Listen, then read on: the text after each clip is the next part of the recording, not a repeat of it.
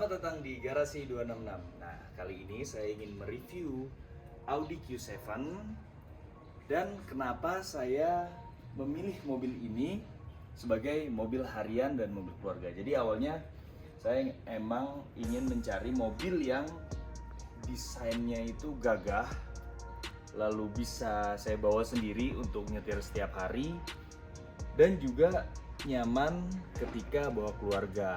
Nah, sebetulnya sih memang nggak kepikiran mobil apa itu. Tadinya pengen mungkin Mercedes-Benz GL atau BMW X5. Menurut saya awam sekali dengan namanya Audi, karena kita sama-sama tahu Audi itu di Indonesia selain unitnya nggak terlalu banyak, bengkelnya juga sedikit dan spare partnya mahal. Tapi apakah benar? Awalnya juga saya hanya baca review-review dari YouTube dan dengan modal nekat aja saya coba lihat unitnya dan bisa kita lihat sendiri.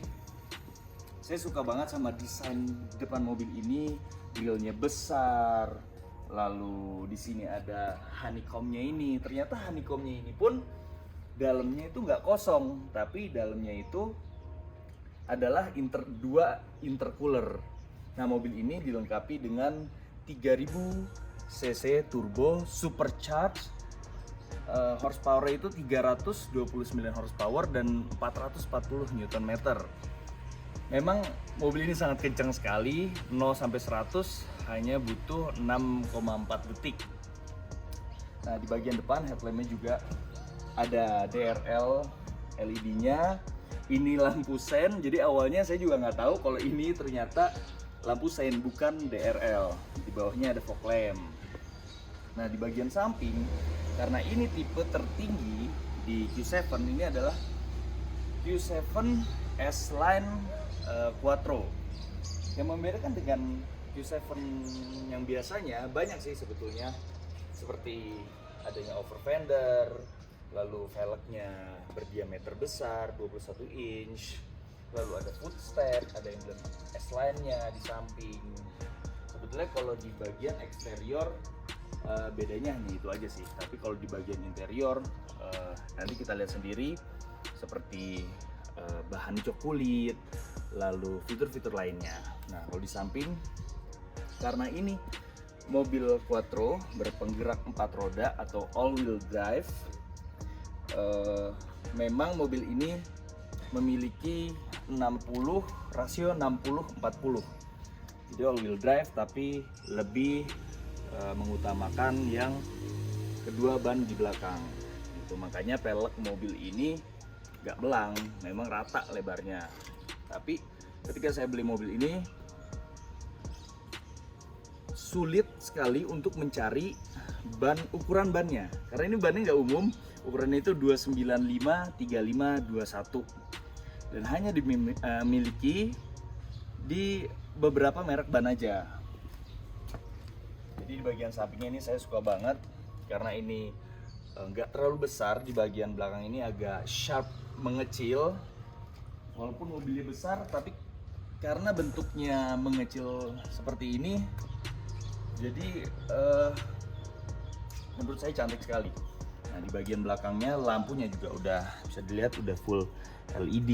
Wah, ini kalau malam ini ada garis di sini menambah cantik mobil ini. Ya, jadi setelah saya pakai mobil ini selama 2 bulan, memang yang saya rasakan itu selain nyaman, ya kalau irit relatif lah, karena dengan badannya yang besar, lalu mesinnya juga yang besar. Saya selalu pakai Pertamax turbo, dan untuk teman-teman yang punya mobil Eropa saya sarankan sekecil apapun cc-nya, tapi kalau untuk 2010 ke atas saya sarankan untuk menggunakan oktan tertinggi, entah menggunakan V-Power atau Pertamax turbo. Kenapa? Karena itu bisa merawat usia mesin dan keseluruhan komponen-komponen partnya. Ini juga untuk spionnya sendiri udah folding mirror dan ada pemanas di kacanya. Jadi kalau hujan Kalian nggak usah perlu khawatir nggak akan berembun di bagian kacanya. Jadi untuk bagian luar, dan mobil ini juga memiliki panoramik yang sangat besar, sunroof atau panoramik ya. Ya, yang di depan ini bisa dikatakan panoramic roof, jadi panoramik semua kaca tapi bisa dibuka. Dan yang di bagian belakang itu sunroof, kacanya lebih kecil untuk penumpang bagian belakang, tapi bisa dibuka tutup. Nah, ayo kita lihat sekarang bagian interiornya. Ini desain dari kunci Audi Q7. Sebenarnya desain ini banyak dipakai di berbagai macam Audi seperti R8, Audi TT, kuncinya sama, simple. Nah, dan ini fitur yang pertama. Saya akan jabarkan fitur-fitur apa aja yang ada di mobil ini, yaitu start stop engine, dan kita bisa menyalakan mobil dengan manual. Jadi terserah Anda ya, moodnya lagi apa, lagi pengen pencet atau pengen putar. Oke, pertama setelah menyalakan mobil pasti saya langsung nyalakan AC. Nah, AC-nya juga udah 4 zone di depan dan di belakang. Lalu di depan, di kursi bagian depan ini ada tambahan fitur yang tidak ada di kursi bagian belakang, yaitu heater seatnya. Ada untuk bagian depan. Seatnya juga sudah tilt dan telescopic steering ya. Nah, Audi juga punya blind spot monitoring. Jadi ketika kita nyetir, kita sen ke kiri, ingin belok kiri, tapi di belakang ada mobil, di bagian spion, di bagian sini nih, akan memberi sinyal berupa lampu. Ada 4 lampu lah warna orange. Selain itu, Audi juga Q7 ini punya lane assist, lane atau line ya. Tapi kalau saya baca di buku panduannya adalah lane assist. Jadi lane assist ini sangat berguna kalau kita menyetir di dalam kota, di tol atau luar kota. Jadi ketika kita bawa mobil dan mungkin kita agak merasa ngantuk sedikit, Audi Q7 ini akan memperingatkan dengan menggetarkan si steering wheel. Ketika kita lurus, ketika kita agak berbelok sedikit, dia akan menggetarkan steering wheel. Mungkin supaya kalau yang ngantuk, atau sebenarnya kalau ngantuk sebenarnya lebih baik istirahat, tapi itu sangat efektif sekali. Menurut saya itu sangat efektif sekali, dan untuk pesaingnya tidak memiliki fitur yang seperti itu. Lalu di bawah sini ada cruise control, joknya juga sudah otomatis ya di kiri kanan dengan memory seat. Ada 2 memory seatnya di bagian kanan dan kiri, dan di setiap pintu bisa melock dan unlock pintunya. Itu salah satu fiturnya. Nah, bisa kita lihat di medianya sini ya, Audi itu menamakannya dengan MMI. Nggak tahu, saya kurang tahu kepanjangannya apa. Nah, tapi mobil ini karena dilengkapi AirSus ya, adaptive air suspension ya, mobil ini bisa di setel ketinggian dan rendahnya itu sampai 5 mode. Jadi kalau kalian lihat, ini adalah mode terendah ya, di dynamic, lalu ada auto, comfort, dan comfort ini mode yang paling saya sering gunakan. Jadi di tol masih enak, di jalan jelek juga nggak terlalu keras. Nah, off-road kalau kalian mungkin mau bawa mobil ini ke area yang sedikit gronjal ya, terjal, dan lift. Nah, lift ini paling tinggi ya, mungkin ini kalau misalnya di bagian yang lebih ekstrim lagi gitu ya.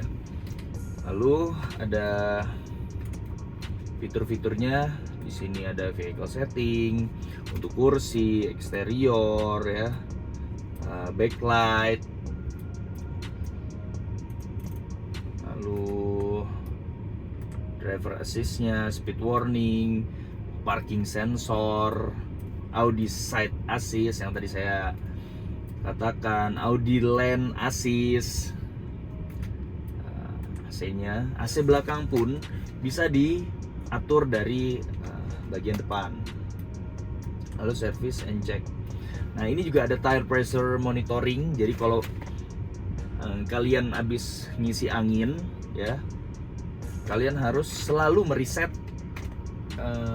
pilihan ini gitu. Option ini kalian harus reset. Jadi gunanya adalah ketika ada pengurangan tekanan angin di salah satu keempat ban, dia akan memberitahukan warning di sini kalau ada salah satu ban yang kehilangan tekanannya. Service interval, lalu wiper change position, ini sangat unik, nggak pernah ada saya temukan di mobil manapun pesaingnya.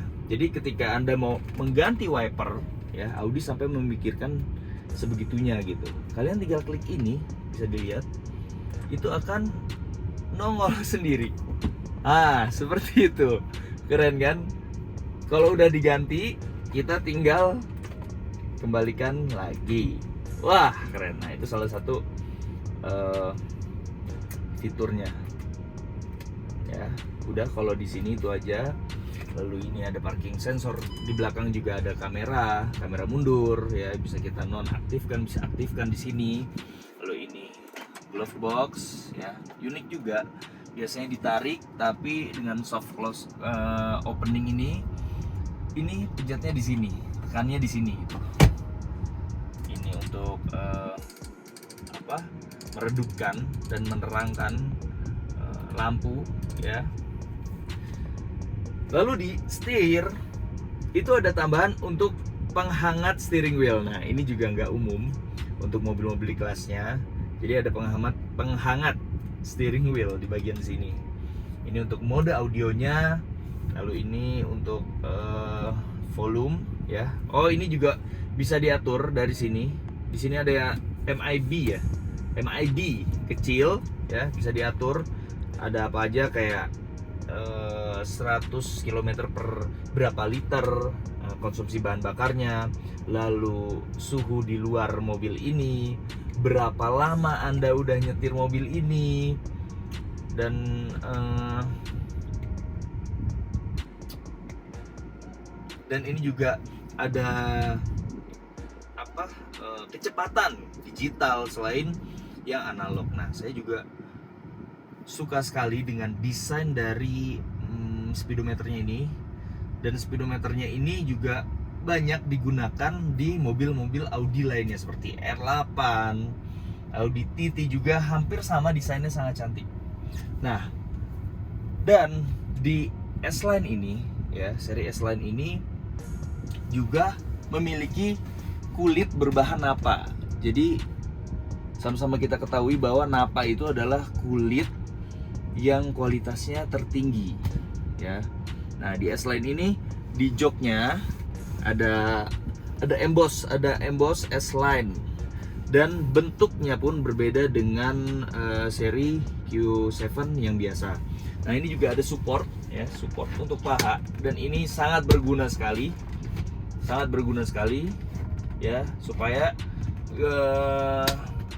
gak cepet capek, karena support ini bisa menopang paha kita lebih panjang lagi. Nah, ini juga ada untuk cup holder ya.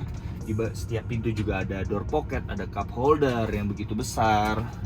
Di sini juga ada laci penyimpanan lagi, dan di bawahnya pun ada laci penyimpanan lagi di sini ya. Sangat besar. Di sini ada outlet 12 volt. Di belakang juga ada masing-masing outlet 12 volt. Ini pematik rokok ya, walaupun sekarang di mobil-mobil sekarang ini, di tahun-tahun ini udah nggak ada nih sebetulnya di mobil-mobil Eropa. Entah kenapa dihilangin sama asbaknya di sini. Ini juga ada DVD, walaupun memang sih sejujurnya ini kurang besar, tapi untuk di tahun itu 2013 ini sudah cukup. Lalu ini desainnya dan materialnya empuk-empuk semua ya. Dan ini di bagian depan sini ada 3 speaker. Ada 3 speaker yang membuat kalau kalian dengerin lagu di mobil ini serasa nonton konser. gitu ya.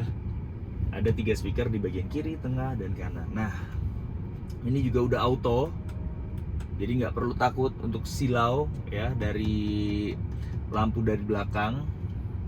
Spionnya juga sudah dilengkapi dengan teknologi serupa. Nah, di sini saya suka taruh STNK ya. Oh ya, pajak mobil ini untuk mobil tahun 2013 pajaknya menurut saya sangat relevan sih, 16.200.000. Itu tahun lalu ya, tahun lalu.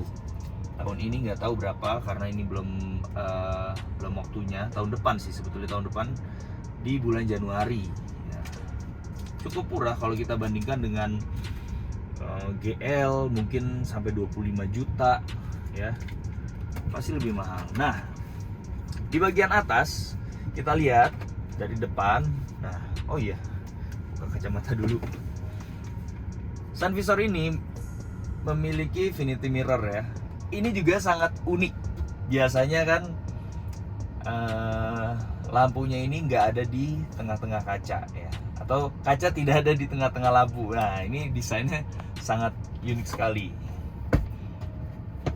Nah, ini nih panoramic roof. Tapi sebetulnya kalau untuk di Indonesia, saya jujur aja di mobil ini saya merasa kadang kalau lagi panas banget itu merasa ada hawa panas dari atas. Walaupun kacanya juga udah saya lapisi dengan kaca film, tapi tetap ada hawa panas dari atas. Kita buka, sangat besar sekali kacanya ini ya, dan ini untuk penumpang bagian depan dan belakang. Yang paling belakang, yang satu row di belakang itu ada lagi. Nih, ini untuk membukanya. Wah, sangat unik sekali kan? Nah, kalau kurang luas, kita putar lagi. Iya. Walaupun sebetulnya kurang berguna sih. Saya juga jarang memakainya.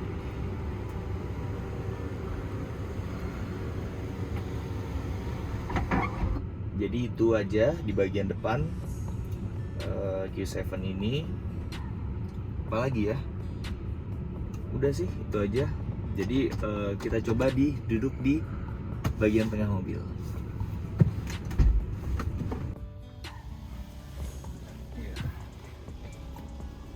Ini posisi nyetir saya, dan space untuk di penumpang bagian tengah itu masih sangat luas. Kaki juga bisa dimasukin ke bawah jok. Jadi kenyamanan di bagian belakang ini kalau menurut istri saya itu memang lebih banyak guncangan. Jadi di depan sama di tengah itu lebih berbeda kenyamanannya, lebih nyaman di depan. Di sini setiap ada guncangan dan getaran lebih bergetar. Saya juga nggak tahu kenapa itu terjadi ya, tapi itu menurut saya salah satu kekurangannya. Nah, terus selain kulit napa ini memang nyaman ya, untuk dilihat lebih terlihat eksklusif, lebih terlihat mahal ya, karena Ferrari juga menggunakan jenis kulit napa. Tapi kekurangannya juga menurut saya, kulit ini agak lebih keras. Dudukannya itu lebih agak keras gitu ya. Nah, di belakang sini selain ada speaker, ada door handle juga, ada door pocket, dan ada bottle holder, apa sih sebutannya, cup holder ya. Di tengah pun ada. Nah, kalau kurang di tengah juga ada tambahan 2 ya. Lalu ada AC di sini yang bisa diatur dengan sendirinya. Nah, di mobil ini juga yang membuat mobil ini terlihat selalu lebih muda adalah molding warna silver ini. Jadi biasanya, dan ini hanya ada di seri S-Line Q7 ini. Karena di seri yang biasa, selain joknya juga berbahan kulit biasa yang ada teksturnya, tapi moldingnya ini juga berbahan wood panel, yang mana kalau mungkin sekarang karena hood panel biasanya mengalami perubahan warna ya, jadi kadang udah usang. Nah, posisi nyetir saya dan saya tinggi badan 180 cm masih sangat nyaman ya, apalagi saya tambahkan ini ya, 2 buah pillow untuk menambah kenyamanan ketika mau tidur. Nah, seperti ini. Nah, sebelumnya kita coba duduk di kursi bagian belakang ya. Dari luar saya coba ini kedepankan dulu, karena ketika kita mengangkut 7 penumpang ya, 7 orang, pasti tidak mungkin kondisinya juga kursi tengah ini semundur ini ya. Nah, kursi tengah ini sangat fleksibel, bisa dimaju mundurkan ya, bisa dimaju mundurkan dan direbahkan. Anggaplah ya, saya akan setel untuk senyaman mungkin. Apakah sanggup di belakang? Saya duduk di belakang ya. Kita coba ke bagian belakang. Nah, jadi ini cara membukanya, kita harus lepas dulu penghalang ini. Sebelumnya juga ada fitur tambahan. Jadi kalau Anda lagi bawa barang berat dan ini merasa terlalu tinggi ya, Audi Q7 memberikan fitur ini. Jadi bisa si Airsus itu bisa dipendekkan atau ditinggikan. Ini udah paling pendek. Oh ternyata karena ini sudah setelan paling pendek, jadi dia tidak akan lagi mungkin untuk membedakan mobil ini. Oke, kita skip aja. Ini kita lepas dulu ya. Kita lepas. Caranya seperti ini. Lalu kita taruh. Ini ada penyimpanan di sini ya. Ada penyimpanan. Sekalian aja kita buka penyimpanan. Nah, ini untuk ban cadangannya. Nah, uniknya lagi ban cadangan ini memang tidak ada anginnya. Jadi ketika kita membutuhkan ban cadangan itu harus dipompa menggunakan pompa angin yang disediakan oleh Q7. Bisa dilihat nggak di sini? Coba. Bisa dilihat kamera di sini. Jadi ini ada tabung ya. Nah, Continental tuh. Tabung ini untuk memompa ban cadangan sebelum digunakan. Dan setelah digunakan harus dikempesin lagi dan ditaruh sini lagi. Kita taruh lagi, dibalikin.